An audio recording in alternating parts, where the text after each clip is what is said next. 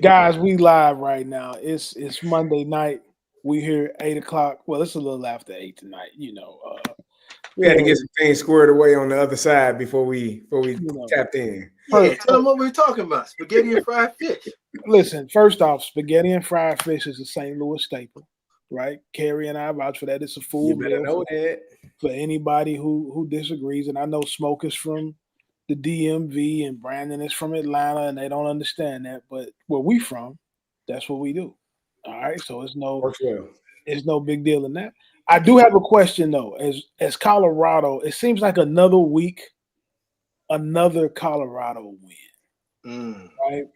Another week, another Colorado win. So I have one question, and I'm gonna go around the group, and I'm gonna start with Smoke. I got one question to start the show off with tonight.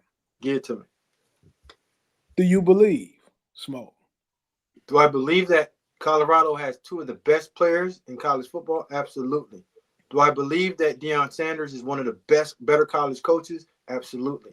Is this one of the greatest turnarounds in college football history? Absolutely. Are they a national contending team for that natty? I don't.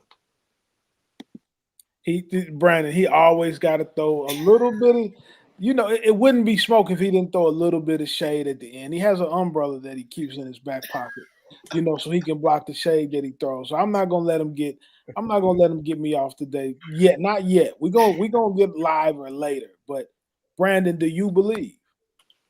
Reed, I sent you a screenshot just so that the people knew I had a screenshot. January 1st to my UGA group message. I got one. 7 of my closest friends. Shout out Vince Smith, who was with me at the UGA game. We're going to come back to that. Big win for the Dogs. Deion and Colorado will win the Big 12 and make the CFP. January 1st, screenshot, 2024. Here we are. It's November. It's just now getting cold at Cary.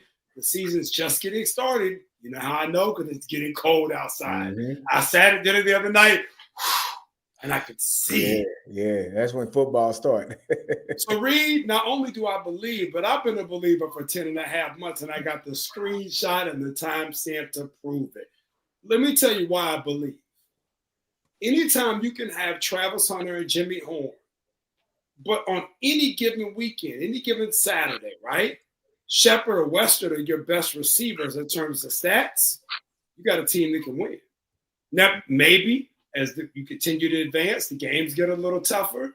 You got to win that thing 38-35 in the shootout, 42-38 in the shootout. You know you do. Those games get harder. Smoke, I already know. Those games get harder. But anytime you have the type of firepower that they have, you always have a chance. So Big 12, I believe. CFP, I believe. And on any given Saturday, if you can make it that far, you can win the whole thing. So I believe in that too. Kerry Davis, do you believe? Yeah, I do. And I'm going to push back on Smoke just a little bit because he said they got two players. They got a few guys. They got some guys. They are a big play waiting to happen. Special teams, kicking game, defense, return. Like you return a kick, you have a big kickoff return. Like you got explosive players that can make things happen. Are there things that maybe can concern you? Yeah, I don't think you should. I think the turnovers can be a concern.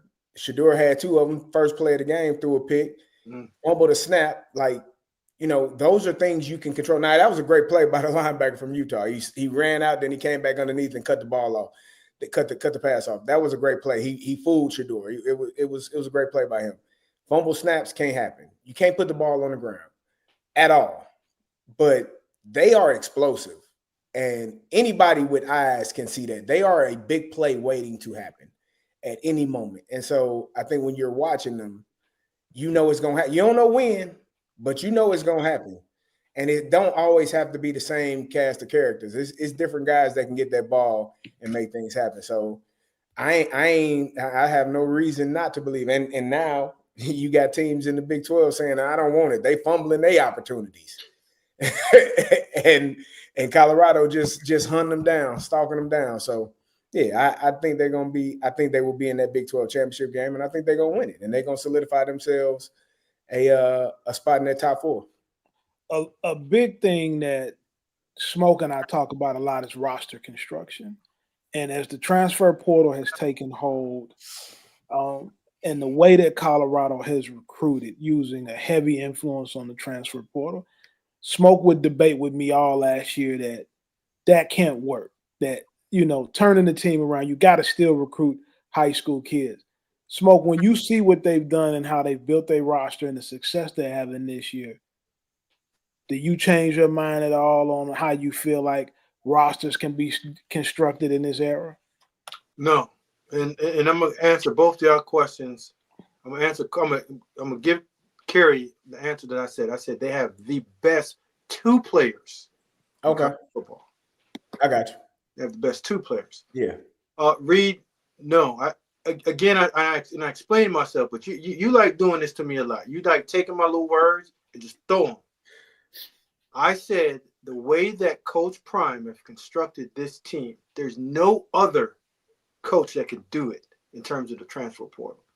Now, has he hit in the transfer portal? Yeah, he hit on two of the best ones.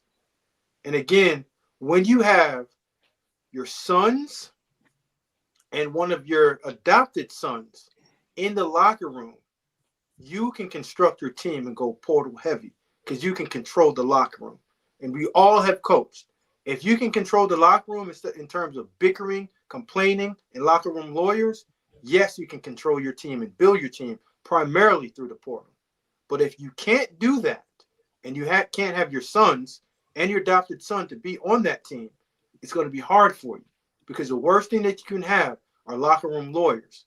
Once locker room lawyers start forming, you start going downhill and start taking the L. 1 L turns into 2, 2 turns into 3, and then you just have a cabal against you.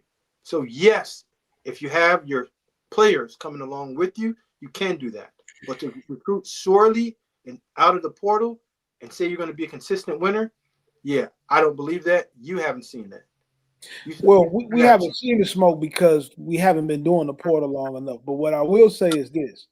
Coach Prime brought up an interesting take this week when he said, when you're talking about players in the portal, why sign 25 high school kids if 15 of them, 18 of them aren't going to play? They're going to end up leaving anyway. Mm-hmm. And so now you're causing an issue within your locker room anyway. Those guys want money up front.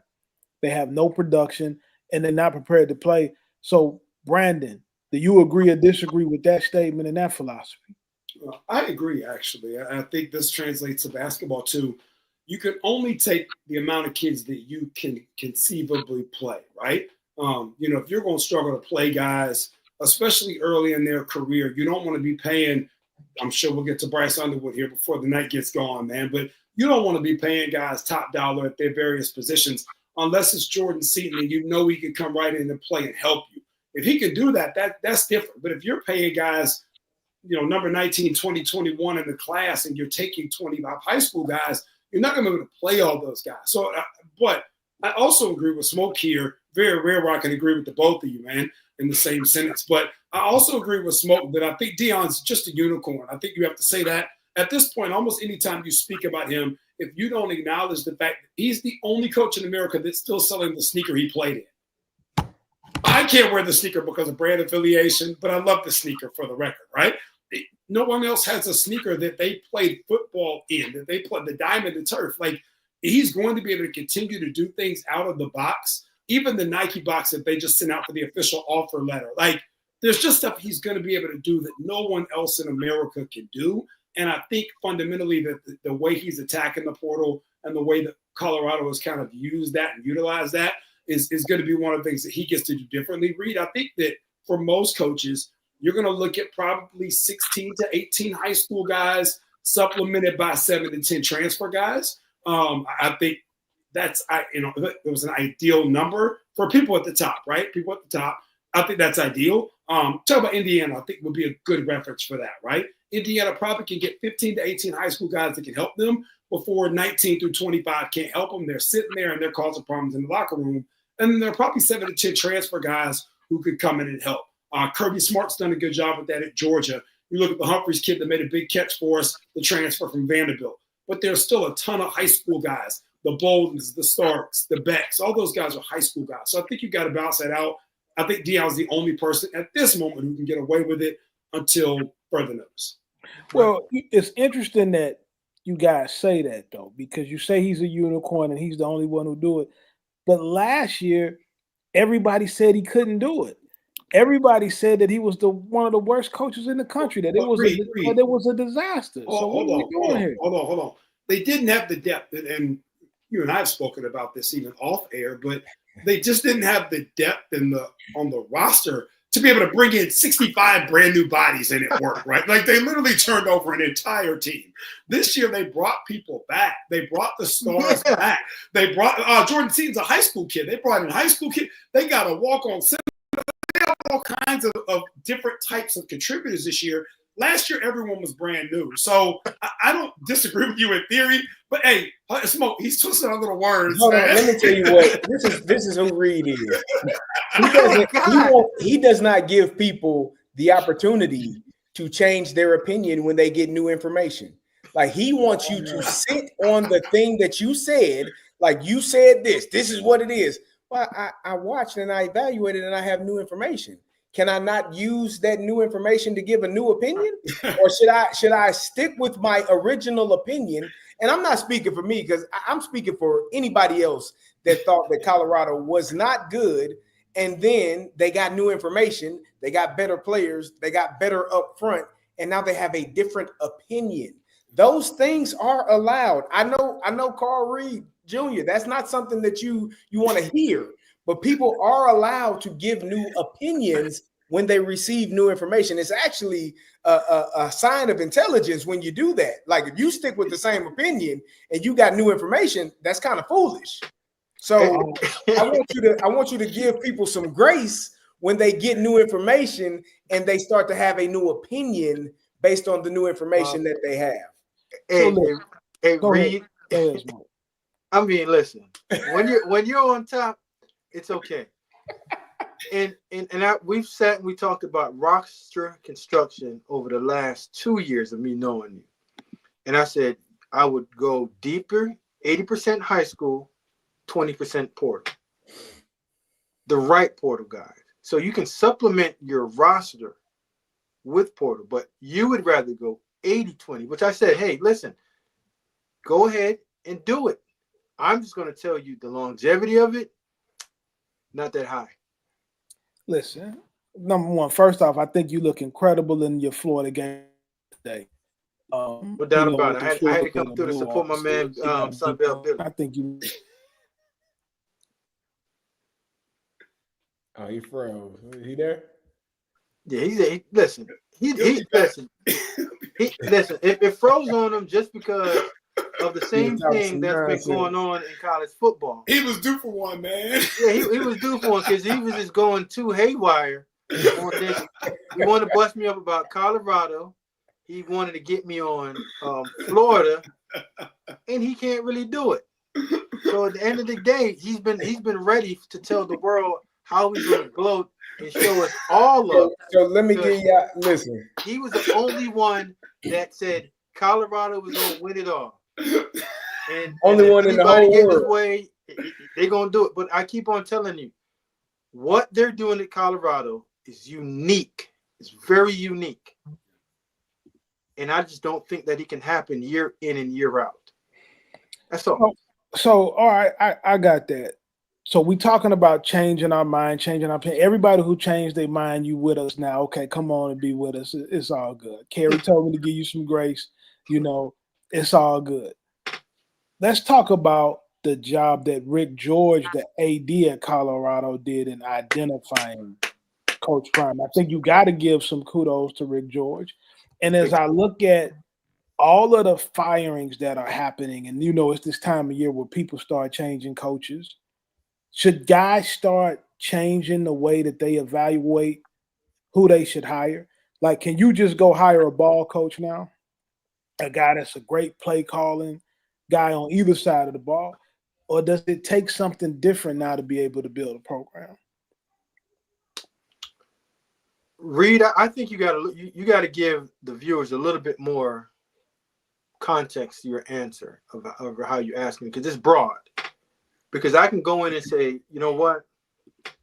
Yes, the way that Colorado hired Prime, being a former player, gone through the ranks of high school, lower level, and now that he's at where he's at. But again, it takes a special person to go into a place like Colorado and turn that over in 2 years. So for every school, I think it has a different level of what you need for that university to turn that all the way around. But yes, I think AD should look at how they're hiring coaches overall, because every place needs a special person. I don't think the assistant, the leading assistant head coach and the hottest coordinator is necessarily the right hire right now, Reed, because most coaches have to become CEOs. And that's you understanding how to manage the coaches that are around you.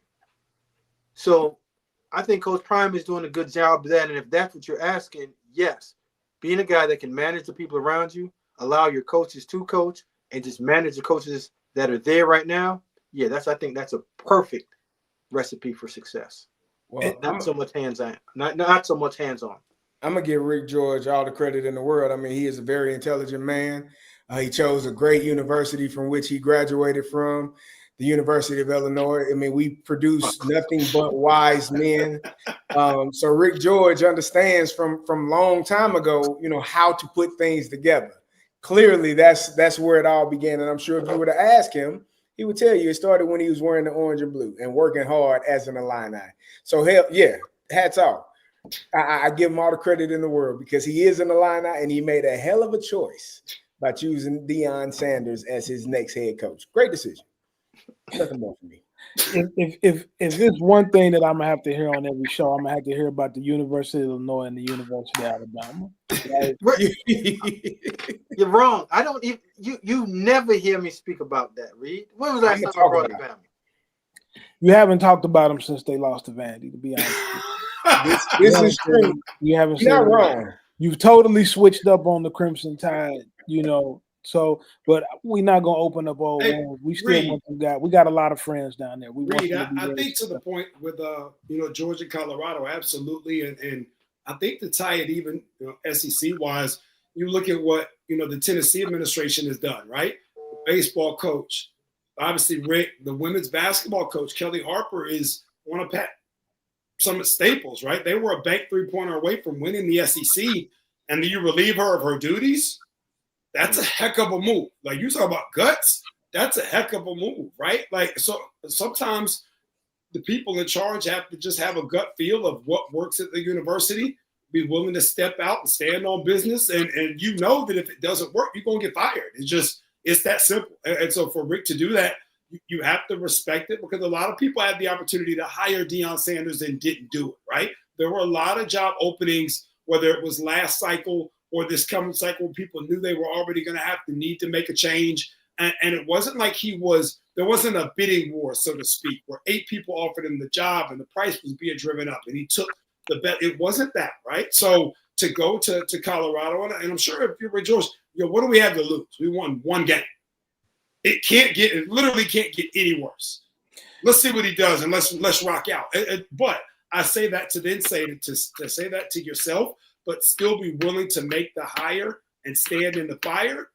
Kudos to him for doing so. Hiring Coach Prime is an anomaly, but it's not just an anomaly from the standpoint that he played in the NFL. I think the fact that he's a Hall of Famer is what the focus is on, but the focus should be on the reason it's an anomaly is because he was an incredible youth coach. He was the lead coach of the Under Armour All-American Series. He had access and relationship to kids. He's grown up coaching all of these kids and being the guy that's been in the camps with these elite kids for a very long time. So he kind of had his own recruiting philosophy and economy when he went into college football because he already was able to identify the kids. He knew exactly who to recruit. He knew exactly who to go after and who could get. And he also had been in situations where he coached those guys before in camps and in All-American games. So he knew their temperament. He knew who was tough and who wasn't tough. So it's not just about somebody plugging in an NFL player. You'd have to put somebody in there that's been coaching and that wants to coach. So when you're starting to think about hiring coaches at some of these jobs, the prerequisite should not be that they played in the National Football League, because that's what makes them one-on-one. It should be guys that have experience dealing with kids and that have a base of guys that want to go play for them, because recruiting is still the lifeblood of programs, and you got to know where to go to get the players and how the relationship to get them, even before we start talking about all the NIL money that's available. And speaking of big-time recruits and big-time players, I said something about Smoke earlier having on his Florida Gator blue today. DJ Lagway played like a man on Saturday. And Billy Napier has kept his job. Everybody has been thinking all year that Coach Napier was going to get fired. Smoke, I'll start with you on this one. How do you feel about what DJ Lagway has done? And can the Gators really turn the corner with him at the helm? And can he save like Billy's whole run there? Yeah, we went all the way back to that transfer portal show when we talked about it in terms of how does Billy Napier survive? And when you have a young quarterback that's explosive and looks like he's going to be that one, you said you sent out on X, DJ Lagway is him on Saturday, is one of them. And I do believe that he is. And what he's given Florida and that whole entire program is hope. Because now you have players that want to play with DJ. You have coaches that want to stick around. You've seen the administration saying, we have one guy that we can build this whole entire thing around, a la what Coach Prime has out in Colorado. And when you have the quarterback, players will come. Offensive linemen will show up. Receivers are going to want to come play with him. Guys on defense understand, as long as we get the ball back to this guy, yeah, he's going to be that guy. He's also marketable. So, yes, he's the one that's infused hope into that team. And I'm just glad that Billy figured it out, but it didn't happen until his starting quarterback went down with an injury. So, would he have made that call if the guy didn't go down? I don't think so, but things happen for a strange reason and work out for the best. When you get a kid like Lagway, can it be? It's because Florida's still in the SEC. They still got a tremendously tough schedule. But is he the kind of guy you have to change your program completely? Yeah, I mean, you've got to have somebody that you can sell. And twofold here. Yes, you've got to have someone that you can use as kind of a linchpin for other recruits, right? Secondly, you then need that person in Lagway to be super steadfast in the fact that he's not going anywhere, especially transfer portal stuff. His buddies, hey, man, what are you thinking? Kids, and all of us do this, but I'm talking about kids specifically from a recruit perspective. Hey, man, what you thinking, man? What you think about Florida, man? Hey, I love it here, though. They got me. They taking care of me. It's a good situation. I'm getting to play. Man, would you leave? No, I'm not going anywhere. Like, I'm not even entertaining it. I'm good right here. And that statement, that's when other kids want to start coming play. If Lagway shows I'm going to wait and see. No one else is, not that he'll leave, but no one else to come play with him. He's got to be super steadfast, really right now while he's getting those messages all the way through when that portal opens. Hey, man, there's nothing that anyone can do or offer me that's going to get me to leave Florida. And if he'll do that, he's going to get 5 guys to come play. It's that simple. A running back, a tight end, a couple receivers. There are going to be 5 dudes that show up on that campus out of a portal to come play with DJ Lagway, but he's got to stay in that steadfast. If he shows any wavering at all, he might get 1 or 2 of those guys. And it won't be the best 3 of the 5. It'll be the 2 that aren't really getting recruited.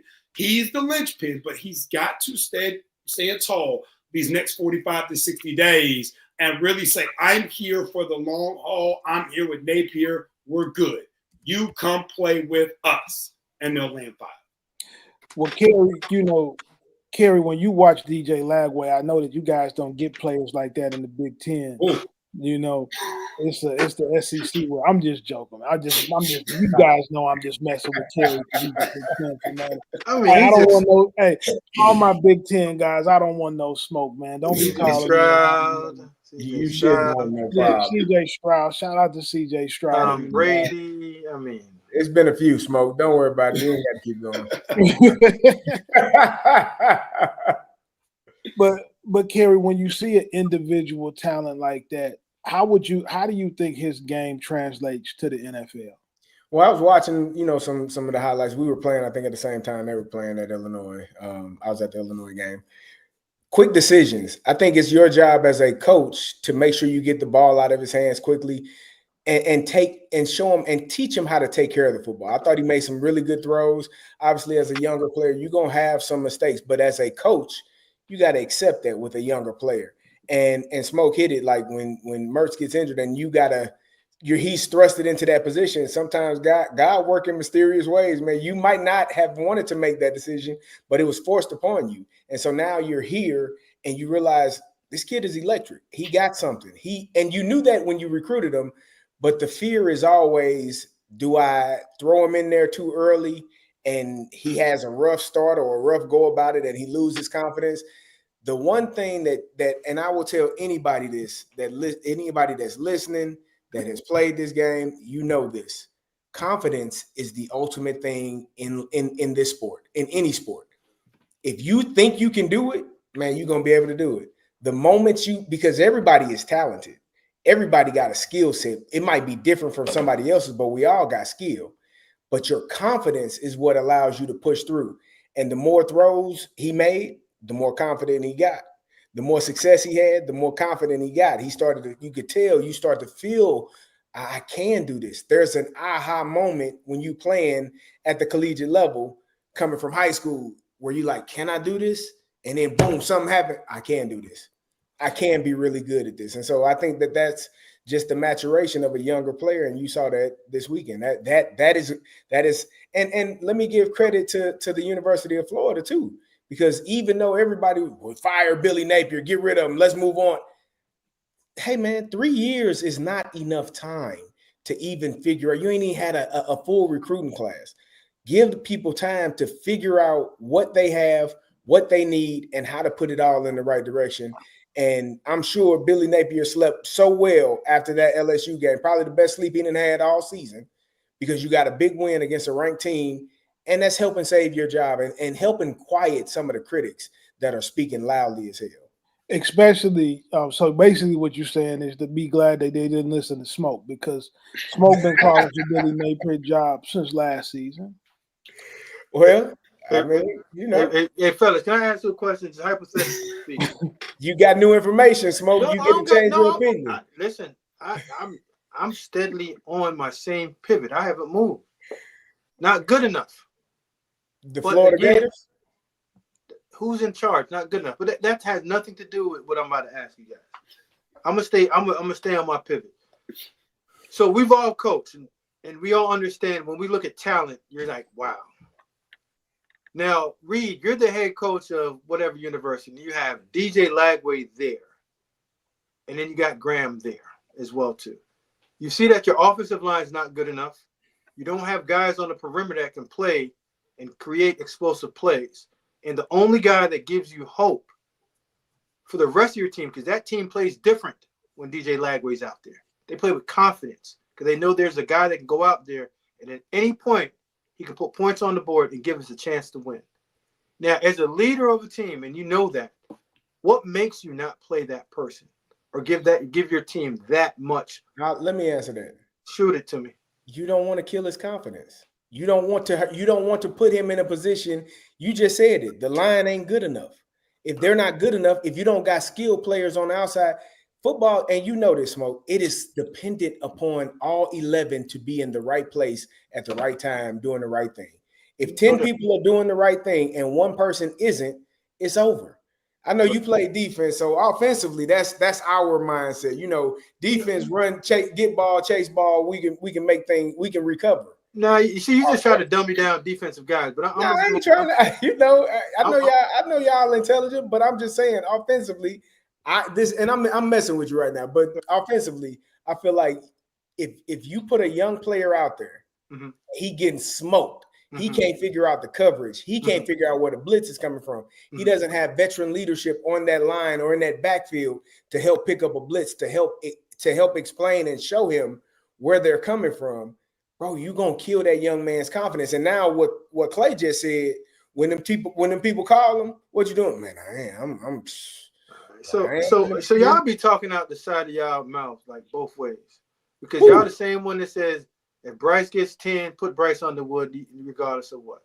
But I'm just saying flat I out. didn't. No. No. See, he likes to do that. No, what we said was if you pay Bryce 10, he's going to be the starting quarterback. Not that he should be, but that he's going to be. If you those are two different things. when you start talking about, to answer your question about Lagway, right? Why wouldn't you start Lagway from the very beginning? You got to get him caught up to speed on the offense, which is the protections, the routes. You can't just throw him out there. And we know that the Florida Gators and the Oklahoma Sooners had the two toughest schedules in the nation.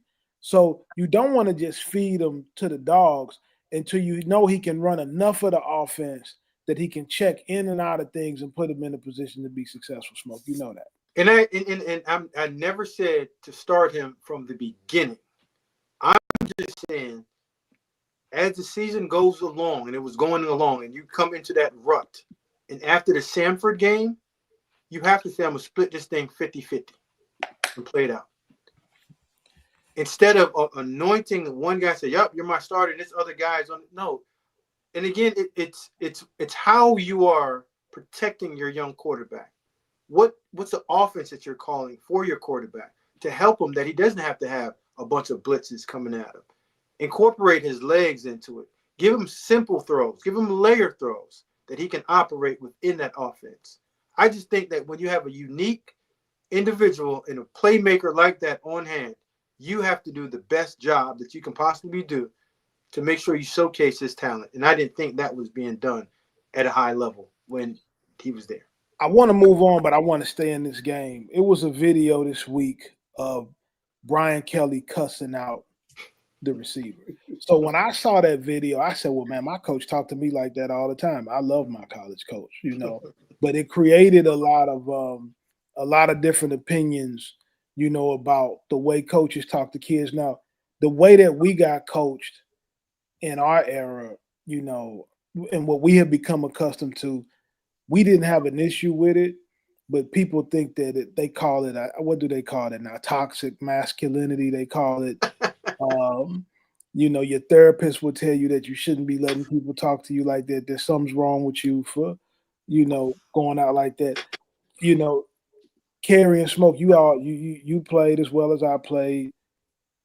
How do you feel? I'm gonna start with you, Carrie. How do you feel about your coach, about what Brian Kelly did and what he said to the kid at the game on Saturday?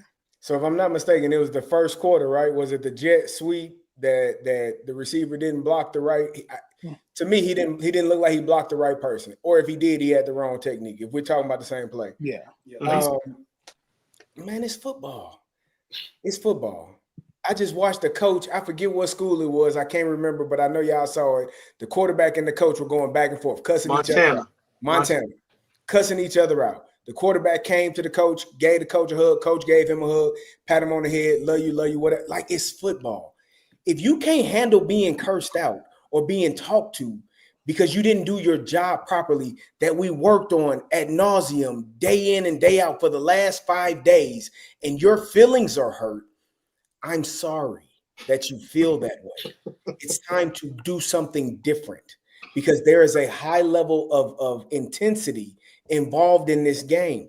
It's not going to be, oh, it's okay, buddy. I'm sorry that you didn't get that block. No, block your guy because you were coached to do so. You know what to do. You know how to do it. You didn't get it done. It is not, and there's a difference in that man beat me. I did my technique right. I did my job correctly. I knew who to block, and that player was better than me on that play. As a coach, I can stomach it. Just make less of those than you have more of those. But if you don't know who to block or where to go or how to block them, there was 2 people on the one guy, and I'm assuming he was supposed to arc and go get the corner, and he didn't. And now we worked on this. Why did your brain lock up in the moment where we needed to not be locked? We needed you to do your job, and you're frustrated because I'm frustrated too because I want to win. Don't you? You want to win, brother? If you don't want to win, get over here. It's a spot for people that don't want to win. You got the best seat in the house. You can watch this game for free. Everybody else had to pay to be here. You don't have to be on the field. But if you're gonna be on the field, I gotta know you're accountable. I gotta know I can trust you. I gotta know you're gonna do your job. And if you're not, bro, sit down. Mm-hmm. It's cool. We'll be better for it because that's not good enough. And if people get frustrated, then I'm sorry.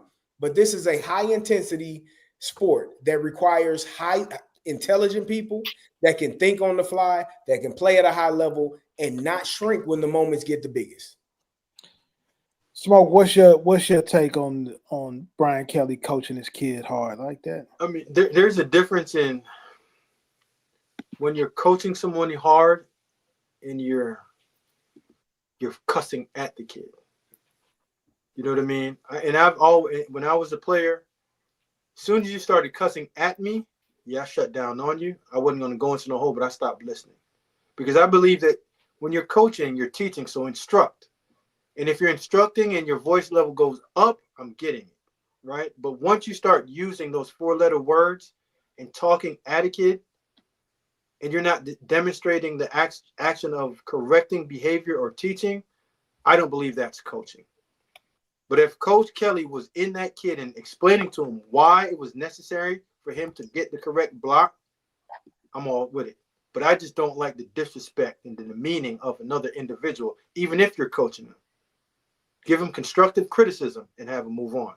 But the mother F's and the beats and all that, I don't think that's coaching.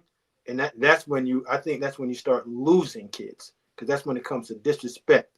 And that's not coaching, or you're trying to teach me something.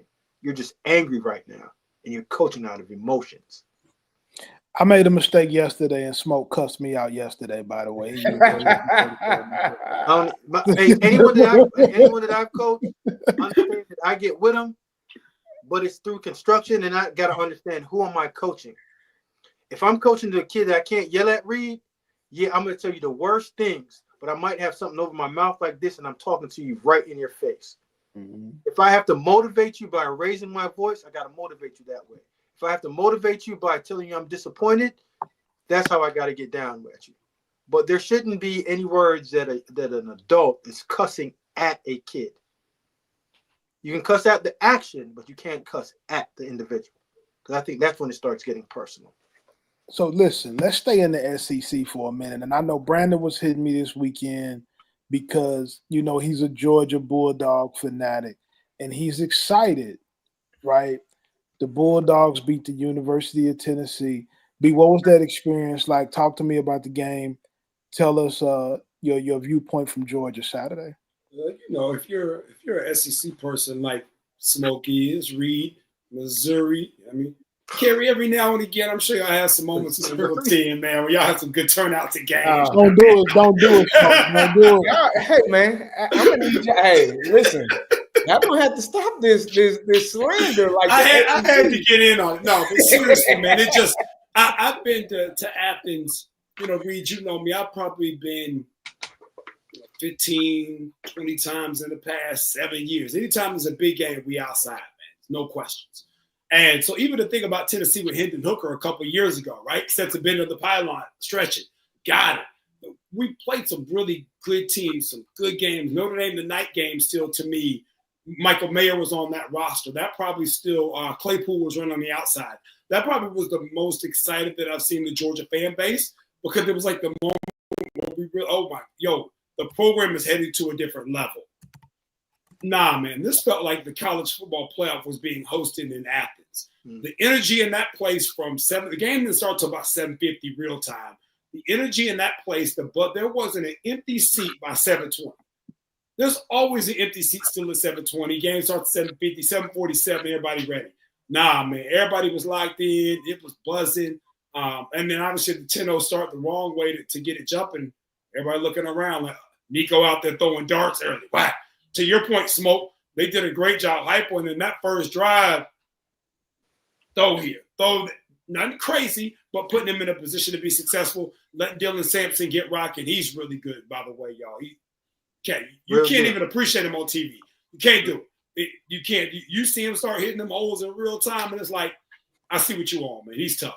And just a great atmosphere. If you're a fan of football, right, at any level, casual fan or expert like the three of you guys, you could not be in that stadium on Saturday night and walk away and not be like, yo, that right there is SEC football. It was, I hate that Tennessee had in terms of losing, and now they're going to be on the outside looking in the CFP.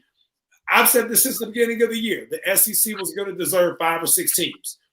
I stand by that. If Tennessee's out, right, if that's the type of team that's out, how good is the SEC as a whole league? You got to respect it right now. It's really good football every week. The Carson Beck. I'm gonna say something real quick. Oh, yeah, go ahead. The 3 largest stadiums in college football: Michigan, Penn State, Ohio State. That's all. I just, there's a lot of people that show up to those games, so they got nothing else to do. I can't blame them, man. Yeah, it get loud. You know, it don't get as loud as Sanford Stadium, though. How about that? you want go to Penn State at night, and you tell me if you can hear yourself think. I saw a prediction. Am I smoking my line? No. You know what's cool about that? I actually saw a prediction earlier today from one of Carl's counterparts at 24/7 Sports. Who's you talk about getting new information. Bud's got some new information on Colorado, and we love it for him, man. But now you come back in and you think about a Penn State or a place like that where you get the first round of the CFP that's getting to get hosted at home sites. Can you imagine Penn State with a home game? If Georgia had a home game, Neyland Stadium, if Tennessee had a home game, if Michigan's not going to get one this year, obviously, but if they, all these different, really unique home environments, man, if you have 4 of those games across the country, how cool are those atmospheres and fan bases are going to be? It smoked to the point of a couple of weeks ago, how the playoff, I think, is working in the favor of the industry as a whole. We're still having really meaningful discussions this late in the year where Georgia loses a couple and they're not out. Right. Tennessee loses 3 and they've played so well. I don't know if they'll be able to fight their way back in, but man, like what a good team that is that's being left on the periphery. And as a result, fan bases across the country are getting to experience what that looks like in real time. If you were a Georgia or a Tennessee fan and you were there Saturday night, you were at the college football playoff. You were at the literally it was a playoff, it was a play-in game. It was a play-in game to have a shot to make it. Like it was an elimination game. That was the atmosphere. Everybody on here gonna always reach a little bit. We always gotta reach. It was a lot of fun, man. It was a lot of fun. Reed, can I put a hole in this balloon real quick and let that water out real slow? Go ahead. All right, listen. I know you're Bow Wow Georgia Bulldogs all day. Wow. You guys are disappointed, aren't you, at Georgia right now? Because you're supposed to be dominant figure in the SEC. You're not.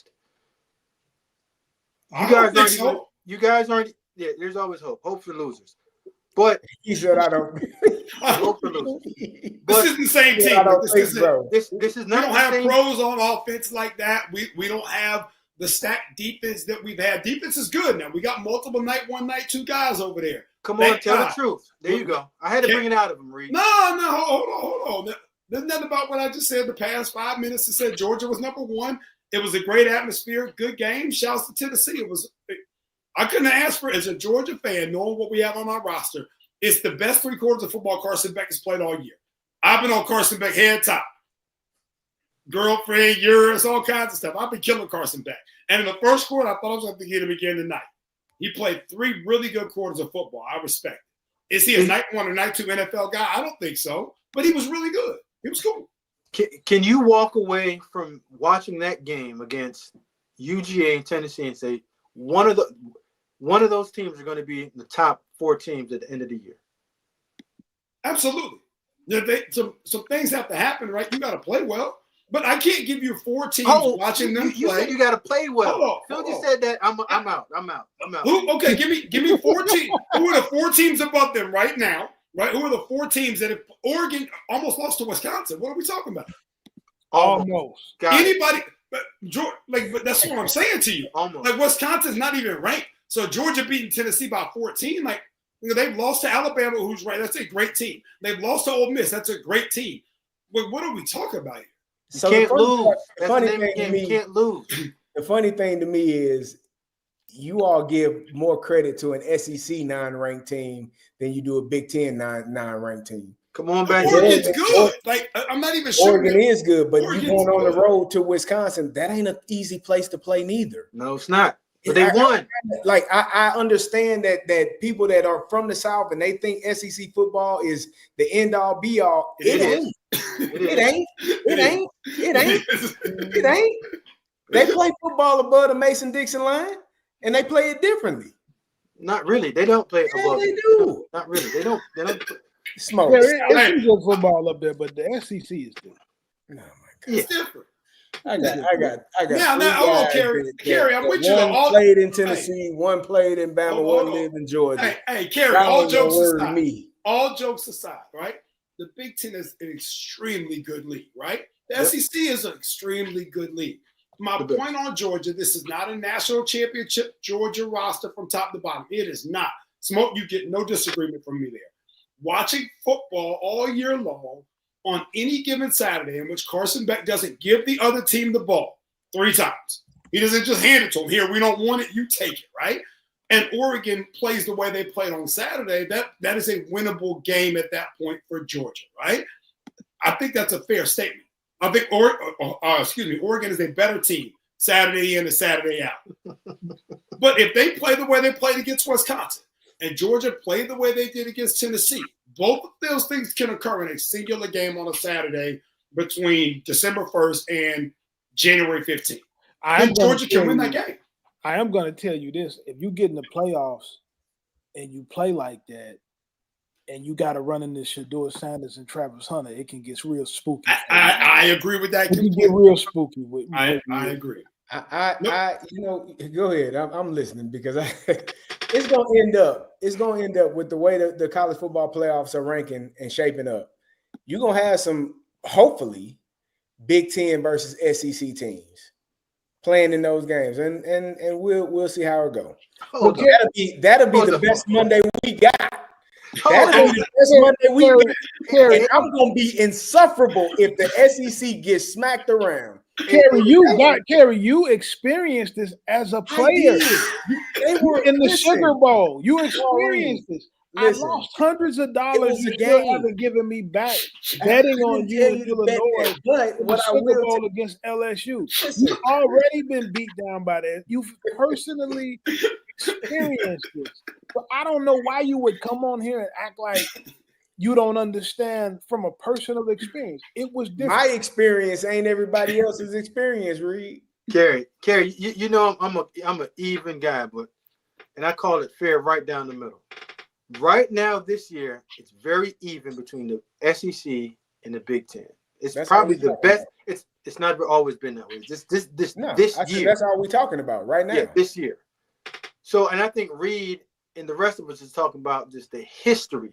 I'm talking about right now. I just said college football playoffs will shake up where you have some Big Ten teams, hopefully playing against some SEC teams. I still think the middle of the SEC, Saturday in and Saturday out this year, is more competitive than the middle of the Big Ten. But Absolutely. At the top, but at the top, no doubt. You get no pushback from me on that, Kerry. Any of those teams could be anybody. I'm with you. Let's go into the Big Ten. You got your game. You got your game of the week this week, Kerry. Are you finally ready to make it again? Yeah, I'm ready. I'll tell you what time they play. 11 a.m. I'll let me 2:30 on Saturday. Oh, God. Yo, this is awesome. Now Kyle want to talk about what we talked about this weekend. I got you, Kyle. Yeah. Hey, I just texted you, Kyle. I don't think you responded. I bet you better text me back. Listen. He responded to Smoke. Hey, don't threaten nobody on the live stream, Kerry. I bet you better text me back. Or we gonna have some smoke. Indiana, Ohio State, Kerry. Who you got? Like we hear. Who can Indiana beat Ohio State? I think it's hard to win in Ohio State. I think it's hard to win in Columbus. In the horseshoe, I don't even know if it's called that no more, but it's hard to win games in there.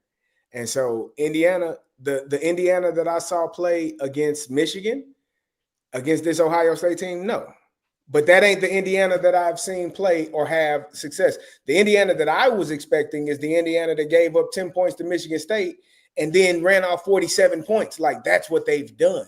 They've averaged 30 to 40 points a game. If they go in there lackluster, slow, not getting out the gates early and quick, it's gonna get bad real quickly.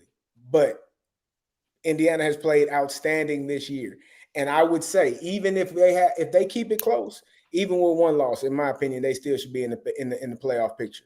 How can you still put them in the playoff picture? Y'all got the SEC got 2, 3, 4 teams with 2, 3 losses. What are we talking the schedule? About? Okay. They would have one loss. The schedule is wild though, and I know you can only play who's on your schedule. I get it. I'm blown away by the schedule. Y'all the people. This is the problem. Y'all the same people that sit in that committee meeting. People that think like y'all. Y'all the people that think like y'all are sitting in that meeting and will tell me a one-loss team on the road to the number 2 team in the country now doesn't deserve to be in the playoffs. Can I get him for a second? Go ahead, Smoke. Tag you in.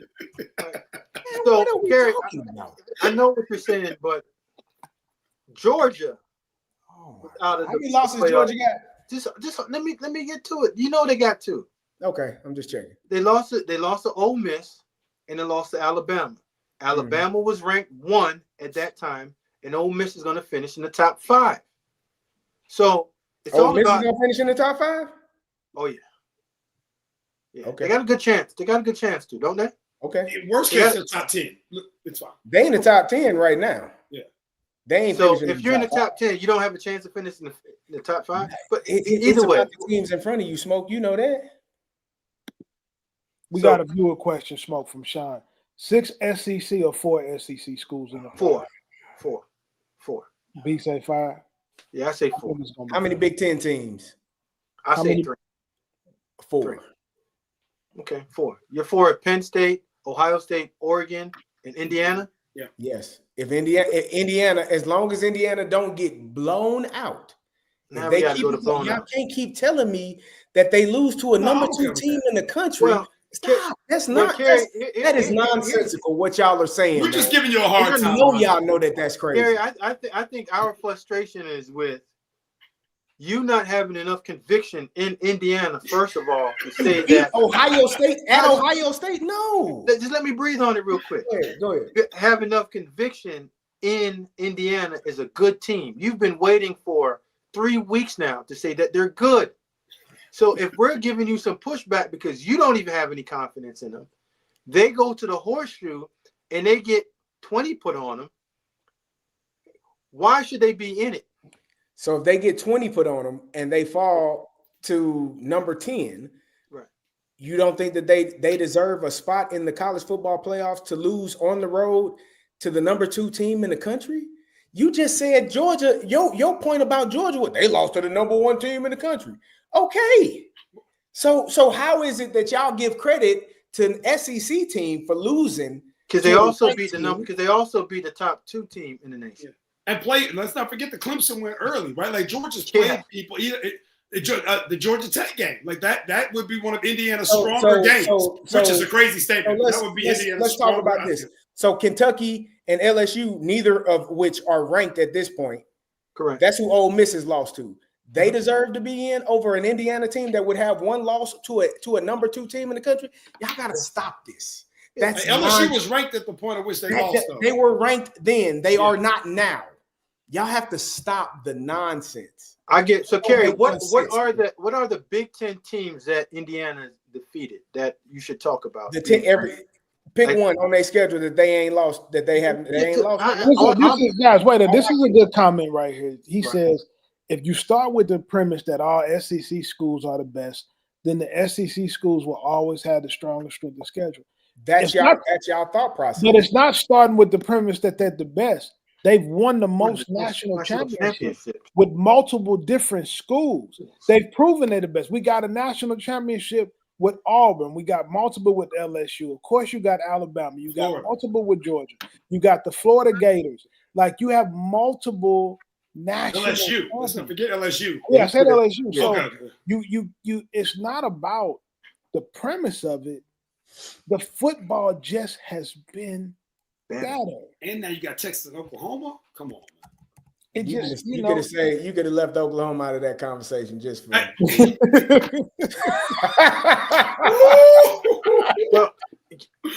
So let me ask you a question then, Kerry. As good as the Big Ten is, can a 2-loss Penn State team get in the playoff, or should they get in the playoffs? Who are they? Who are their two losses to? Don't matter within your conference. Who are their two losses? It do matter if they lost to Ohio State and they lost to Oregon, or they lost to Ohio State and lost to Indiana. Yes. If they lost to Ohio State and they lost to Illinois, Illinois is ranked in the top 24, 25 right now. And I think what the world is telling you, and I don't think you're listening, is that Ole Miss lost to Kentucky. You follow? I know. And they're still in.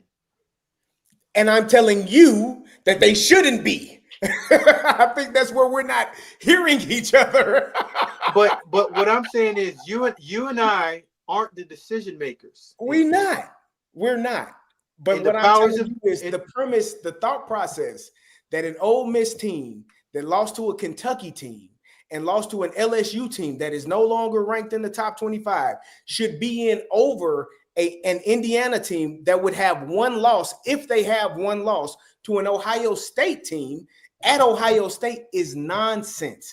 If Ohio State loses to Indiana, Ohio State should still be in over Ole Miss because they have two losses against the number 1 team in the country and the number 5 team in the country. So what y'all are saying, because y'all brainwaves only see it as SEC. Y'all think a Kentucky team can go and smack an Indiana team. That's how y'all think. No, I know it. What you'll tell me is, man, you see how tough they played Georgia. They took Georgia to the wire. That's how y'all think. Kerry, I just think that Carl, myself, and B. Clay are giving credit for wins and also understanding who you lost to. Right. So we're understanding both ways. You're just seeing it one way. I'm not. I'm gonna tell you this is what Indiana can do, though. This is what they can do. And this is what you've been dodging for the last 3 weeks. They can just not lose to Ohio State. I just said that. Then they'll be in. I just said that. And then I said Ohio State should still be in with 2 losses. We got a comment here that says Kentucky will be. That's how y'all think, man. Hey, Reed, let me say this real quick. Just means more. Shawnee, you gotta stop. Hey, B. Clay, have you seen Indiana play live or in person? No, I wish I had. I ain't gonna hold you. I wish I had. Hey, Kerry, do you have conviction in Indiana as a football team right now, like a bona fide contender? Yes. Are they Is Indiana contender for national? I would say yes. Is Penn State a contender for the national championship? I would say yes. Okay. Listen. No, not any. B. Clay, is Tennessee? Is Tennessee a contender for the national championship? No. Give me the count. Well, hold on. If he says Indiana is, then I'm gonna say Tennessee is. No, I'm asking you. Do you think Tennessee is a contender? No, Georgia is. Tennessee's not. Georgia contender? Yeah, Georgia is. Then I think that we're looking at the criteria. Who are the contenders in your mind? Okay. So who are the here's the contenders for the national championship: Buckeyes, Ducks, Texas, Ole Miss, Alabama. Georgia beat Texas. Georgia beat Texas, and if it wasn't for it, and there was a quarter was off. We were terrible. Milroe was great. We played Alabama in 3 quarters. That's 7 out of 8 quarters, man. Like Georgia's as good as those people. Like it's cool. Tennessee's not. Georgia is. It's fine. Can we have an honest conversation? Go ahead to me, Kerry. The teams in the top 10. Who got the worst loss in the top 10 of all the teams in the top 10? It ain't Bama. It is Bama. Who they Vanderbilt. They lost Vanderbilt. Vanderbilt. What's Vanderbilt ranked? Were they top 25? They were unranked when they lost to them. Right. But and they're unranked now. Okay. So Bama lost to talking about, man. Were they ever ranked? But see how y'all but you'll tell me, Smoke, you'll sit here with a straight face and tell me any given week it ain't possible. Well, tell that to Vandy. Hey, Kerry, I just gave you the formula. You just gave me the 5 teams you said could win a national championship. One of them is Bama, who got the worst loss of all the top 10 teams in the country. Do they also have one of the better wins? Yeah, they do. Against Georgia. That's a hell of a win. So that all I'm saying to you is this. You are looking at it only on one side of your eye, the L column. You're not looking at the W's and the L's. When you put that formula into it, you might have a chance. Okay. Well, we're like, I can't wait till this all play out, man. I cannot wait. Is Oregon the undisputed team to beat right now going into the playoffs? I don't think No so. question. yes, No question. So Yes. it's Oregon or bust this year. There should be no question. Yes. It should have been Ohio State, Oregon, or bust. That's what it is. So they the top 2 teams in the country. Only loss Ohio State got is to Oregon. And that would give Kerry something to talk about because they're in the Big Ten, even though they knew that'll make Kerry. Right. Hey, y'all talk about Texas. I feel like they're fairly Y'all right. talk Okay. about Texas. Oh no, stay with no. Kerry, I agree with you on that. Yeah. Oregon, Ohio State are 1 and 2. I don't think Oregon is far and away better than the rest of the field. They're good. They're the number 1 team. But I mean, to your Oregon or bust statement, Carl, I think that's an extreme. Like if Oregon lost in the Final Four, no one would be like, "Oh my God, I never saw that coming." Right? I don't think it's like that. But you do. They're definitely the favorite. The odds until they lose, they're number 1 in odds-on favorite. Kerry, I do think the Big Ten should get in for. I do think Indiana at this point, Indiana should get in as long as they don't lose by 30 and just smoke the game and look awful. They've done a really good job. They're gonna get in. Do you hear what you guys are saying? You guys five from the SEC, 4 from the Big Ten.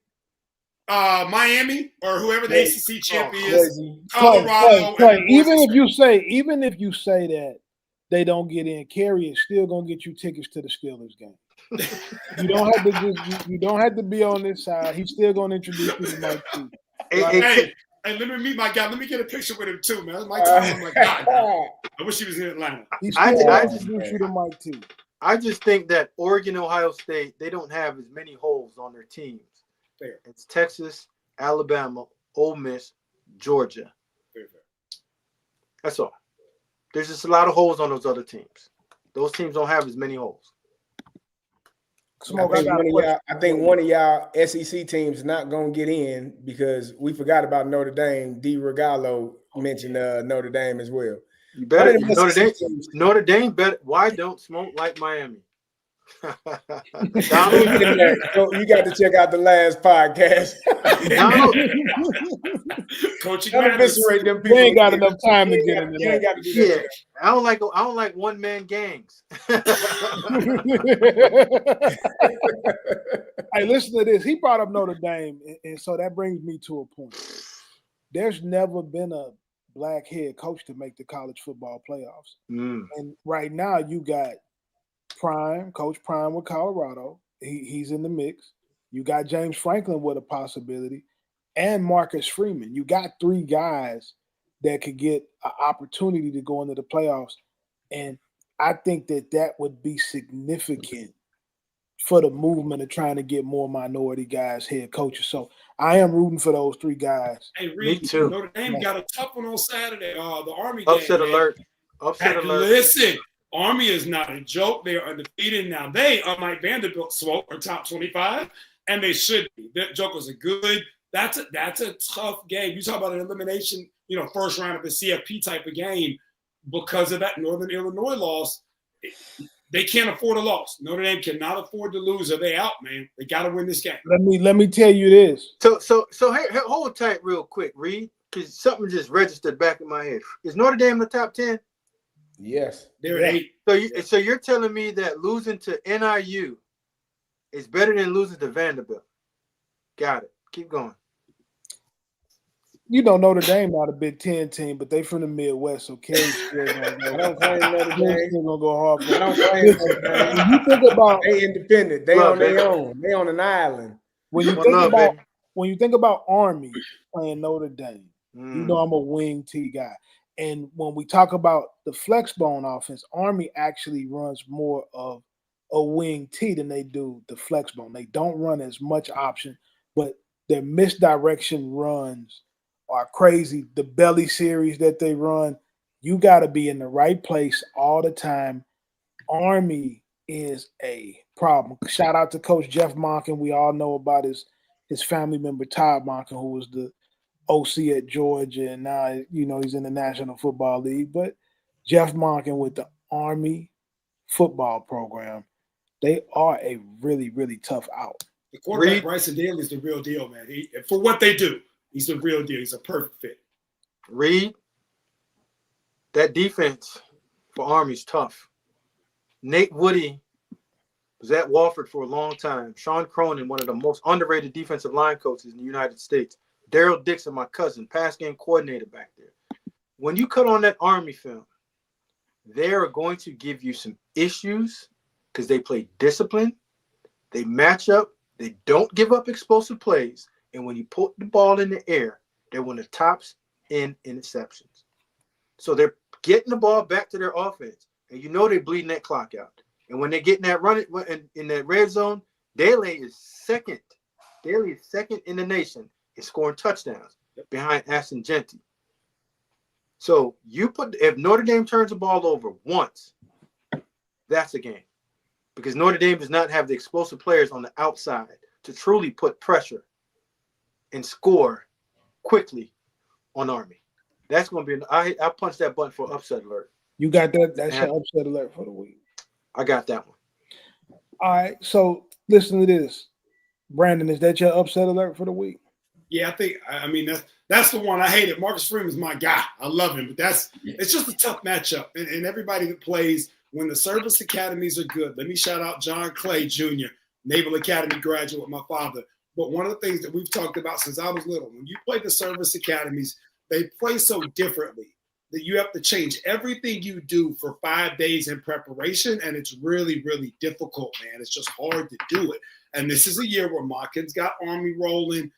And they do what they do, and it's hard for you to game plan against that because even your scout team is not used to doing that. They're not going to be nearly as disciplined. It just puts you in a tough space, man. It puts your guys in a space where you can't afford to make any mistakes, or you're now playing from behind. And it's going to be a tough matchup for Notre Dame. Not impossible. Obviously, they're the favorite for a reason, but it's a tough one. If you're playing Army, I don't think that if you really are trying to beat Army, you haven't just been preparing for this for 5 days. You've actually been having a period of practice where you've been working on the misdirection and the option for multiple weeks in preparation for this game. And just remember, fellas, they also Notre Dame played Navy, so they a couple weeks back. Yeah, so I studied both teams conceptually. Notre Dame knows what to do, and they know how to defend the option very well. But the difference between what Navy and Army has better players. They have two senior offensive tackles, Reed, that veer up to that second level and get it done. Daly can read it out. They have explosive players. And the difference, again, is that Army defense. They know how to stop the run. They know how to get the ball back. And you both know those are recipes for a big-time upset. I'm surprised with as good as the SEC is. Y'all don't got more SEC teams on upset alert. Come on, man. That sounded. Listen to this. That's Texas playing. Stop being petty tendergrass now. Don't be petty tendergrass. I'm just saying, as good as they are, Texas versus Kentucky. Like Kentucky is cold. They'll beat Indiana. So, I'm just surprised y'all don't have more. Don't SEC be surprised if Kentucky, Oklahoma, and Alabama. That's an upset alert, ain't it? The SEC, huh? Don't Oklahoma to the league. They haven't been here long enough yet, man. Kerry, the only crazy thing that why a lot of SEC fans aren't always on upset alert is because the really, really good teams, they dominate and they just punch you in your mouth, get it over before the fourth quarter and go home. Now, once in a blue moon, you'll have a Vanderbilt beat Alabama. You'll have a Kentucky jump in there, and Kentucky is not necessarily an underdog against an Ole Miss team. Well, you'll get it done, but it's not. The good teams just keep it going, man. Don't be petty tendergrass, man. Hey, no, I just thought you and your feelings right now. I'm a big fan guy. Y'all represent the SEC. I just thought it would be more upset alerts. I represent so many good SEC teams. I represent I will everybody. say this. I will say this because it's level 2. We got a comment from Sean that says the ball is better in the South. They take football more seriously in the South. They just do. From youth to high school on up. We don't have spring practice in the state of Missouri. We don't have spring. You don't have spring ball up north, right? Those guys grow up loving those schools and wanting to play football year round, Kerry, and you know that. But I do know that it's a hard pill to swallow. Kerry, do you ever man. measure yourself against the Big Ten? Like, man, or do people measure themselves against the SEC? What do you mean? You know what he means. No. What do you mean? We If you're a scout, are you going to cut the team? Are you going to cut the film on against the SEC team or the Big Ten team? It depends on the team, Smoke. So, Right. because what you're saying is just because they play in the SEC, I'm going to watch a team versus that team as opposed to a team. So, what SEC team are we talking about? Are we talking about Bama, Georgia? Or are we talking about Kentucky? Keep going. No. Keep going. I'm asking, which SEC team are we talking about? There's are so we talking many about which Big Ten team are we talking about? Are we talking about Ohio State, Penn State, Oregon?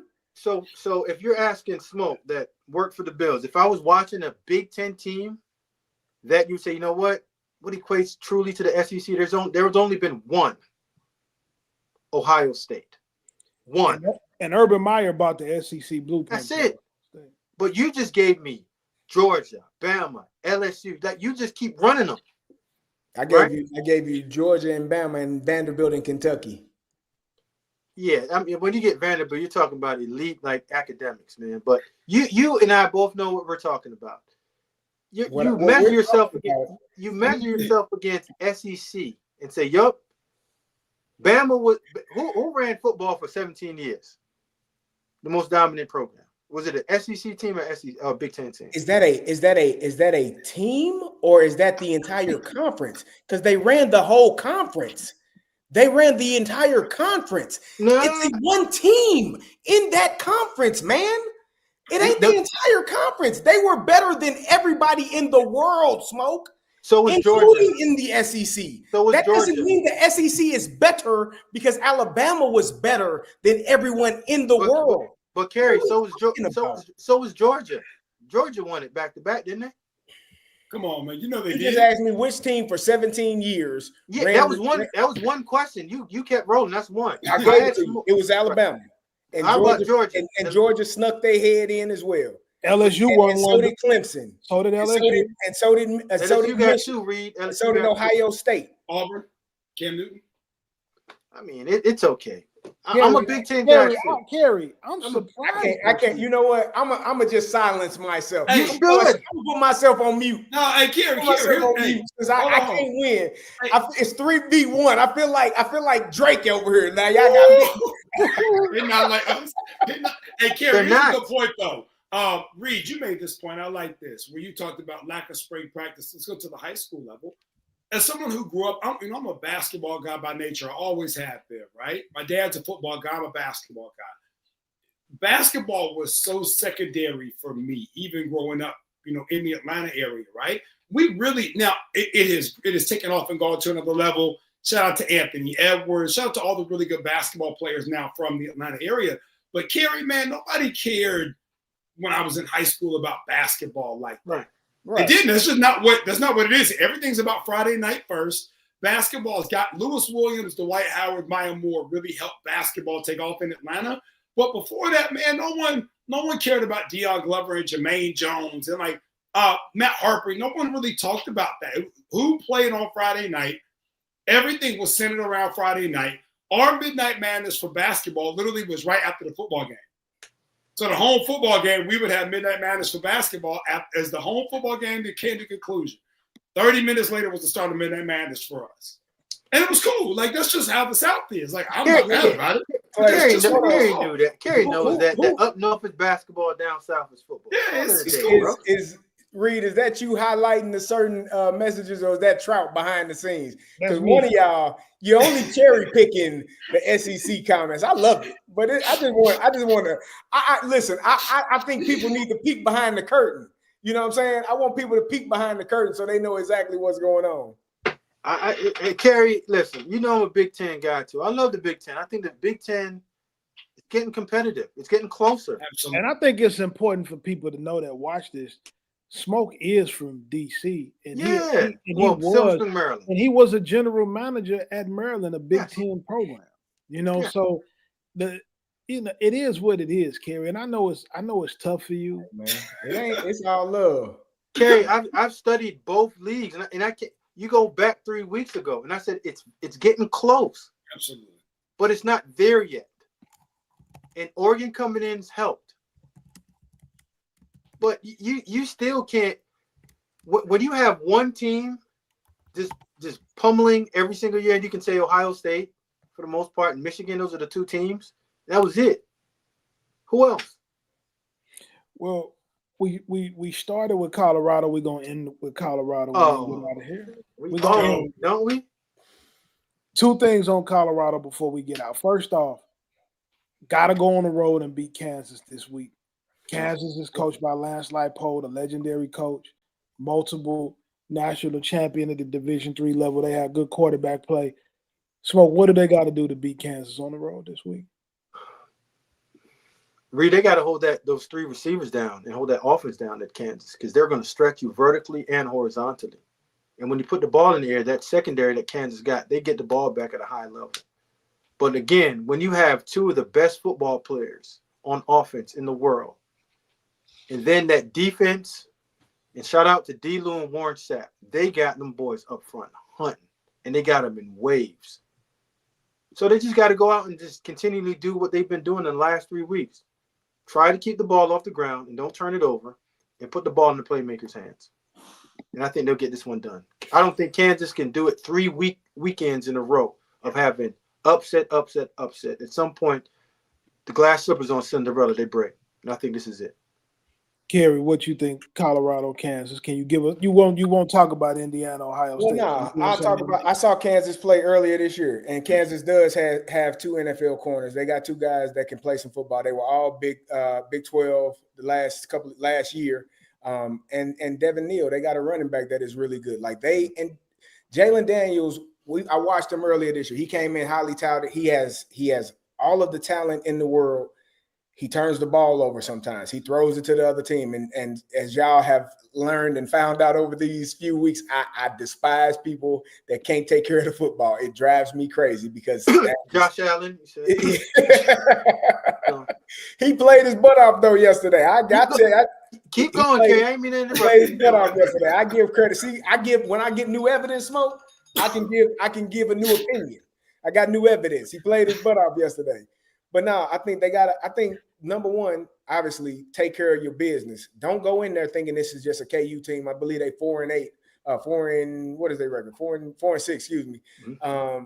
Don't go in there with the expectation that you're just gonna steamroll these boys because they are not playing to the level of their talent, in my opinion. They have not. They were number 19 team in the country earlier this year, and they've fallen out of grace from that point on. They got talent on that team. So, and it's going to be, and it's at KU. Don't think you're going to just dog walk these boys because you are who you are. This could set up as a trap game for Colorado, but don't fall into the trap. Take care of your business, knock them out, get to them early, and don't get them boys no room to believe they got a chance. Kerry, you got to get them boys a little bit more credit for Kansas, man. Iowa State and BYU. No, I give them credit. He was giving credit, yeah. They lost to Illinois this year, but they did okay. I just wanted you to throw Illinois in there. I just wanted to give you a shot. Go ahead. Hey, listen. We saw Juju Lewis, who's been committed to USC for over a year now, decommitted. He hasn't picked the school yet, but he is a top target for the Buffaloes. And B. Clay, you down there in Atlanta, Georgia. What is the vibe like for Juju as a player down there in the state of Georgia? It's been interesting, and if I'm being transparent, and you'll appreciate this, it reminds me a lot of Dylan's recruitment, right? Rayola that's in Nebraska in terms of how varied it's been. Obviously, they don't have the same family connections, to a singular school like Dylan did. But the way that, maybe he started off kind of as the guy in the class and that maybe has tapered a little bit and that momentum has kind of shifted to an Underwood or even a Longstreet that, took his spot at Southern Cal. There are just some different names in the picture now that weren't there when Juju was the guy as a freshman. But Duke can play, man. He can get it done. He can go. He would be a great pickup as Shador walks out the door. He would be a great pickup. Send him out there already. Hey, man, he got to go, man. You got to go. It's not even a question. You got to take off, man. I'd be gone too. But I think as that's happening, I think Juju will be a great pickup in that regard. And I think to Kerry, your point about Kansas, man, when you look, that was a preseason top 25 team. The Illinois lost, and then we don't talk about Brennan Marion a ton on this show. Y'all do, obviously, on some other outlets. But Brennan Marion and UNLV, they got them the next week. So they played two really good rosters back-to-back weeks early, and I think they kind of, you can lose your footing to the confidence discussion. You come in your top 25, you lose two games, even though they're the two really good teams in Illinois and UNLV, and you get a little sidetracked and some things go a little wrong in the locker room, two become four, and now you're playing from behind. And to Lance's credit, they've righted the ship. And the last 2 weeks have spoken to that. And Dion always has those guys ready to play. But if those guys aren't locked in, and at some point Dion can't play for them, right? Shador said this in the interview the other day. I thought it was great. 3 facets of the game. Offense came out a little slow. The other 2 picked us up. Offense can't afford to come out slow against Kansas. You got to come right out the gate. To your point, Kerry, don't let Neal get rocking. And then I said, Reed, how do you keep this thing rolling if you're Dion, where you've had these big-time players? And I think a guy like Juju Lewis would be a perfect fit there. So be interested to see what he does. Seen a couple of crystal ball predictions already go Colorado's way, and we'll see if that holds up here. Smoke, what's your thoughts? Well, like I said it earlier, I think that Kansas winning those 2 games from beating Iowa State, coming back this week and beating BYU, it's 3 weeks in a row that they're going to have to show up. But when you cut the film on with Kansas, what they've shown you, that Kerry said, they have one of the better running backs in the nation. Devin Hills is good. Devin Hills is really good. They have 3 bona fide wide receivers that can get it done, not on the NFL level, but at a good college level. Because that BYU Grimm is a good receiver, and Grimm so is a good receiver. Like don't sleep on them boys. They got 3 of them, and BYU has a good secondary, and they showed up and they played well. Jalen Daniels is a guy that 2 years ago, when we looked at him before that injury, he was one of those quarterbacks that was coming along. And I think once they lost Andy Kownecki, one of the better offensive coordinators out there, it took a little bit of time for them to catch up. But as right now, I think their offense is hitting on stride. So if I'm Dion in that Colorado team, you can't allow them to keep that track going. You got to throw them off.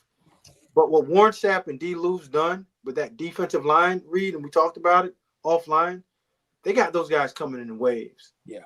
And when you have 2 guys on the outside that can cover, like that Colorado has, and they got an enforcer in the middle with Shiloh, defensively, you put some pressure on those receivers. I don't think they want to come across the middle and do that much.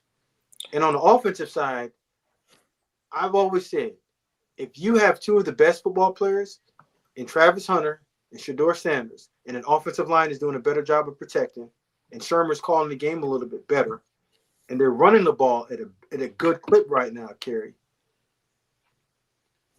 Yeah. I think that they can go in, and Colorado can really start getting into that conversation, like you guys said, of finishing in that top 4. But like I said, Reed, earlier, I think the Cinderella slipper is going to fall off with Kansas this week from their 2 upset wins 2 weeks in a row. Three weeks in a row is pretty tough on a team like that that's not that good in terms of holding that consistent play over a period of time. We always try to end with give some recruiting knowledge as guys, as seniors are going through recruiting. Guys, don't come in it like you being slept on. Look at the schools that are looking at you. You brought up Warren Sapp, Smoke. I'm going to tell you a quick story, and then we're going to get out of here on Sapp. When I was a high school senior, Kerry and I were teammates. I was a really good player. I was a 5'11" lineman, and I went to my coach, and I told him I wanted to play at a big-time school. He said, "You kind of short." And I said, "Well, Warren Sapp is 5'11". And he says, "Carl, if I put you in the room with Warren Sapp and put $20 in the room, Warren Sapp would come out the room with $25 in one hand and you in the other." I know you're not comparing yourself to Warren Sapp. And Warren Sapp has become a very good friend of mine, and I can tell you, because I've been around him a bunch, he's also not 5'11". He's about 6'2" or 6'3". And every time he hugs me, he lifts me up off my feet. He's a really strong dude. So I'm saying that to all you players to out there, to go to the school that loves you. I had a great career at Austin P and a great education, so don't get slept on. Don't sleep on yourself, man. Do what you got to do and keep working. Shout out to you guys for being here tonight with us on Monday night. We had over 1,500 watching us live. Shout out to my guy, Deion Sanders Jr., with Well Off Media. Keep working, and we will see you next Monday.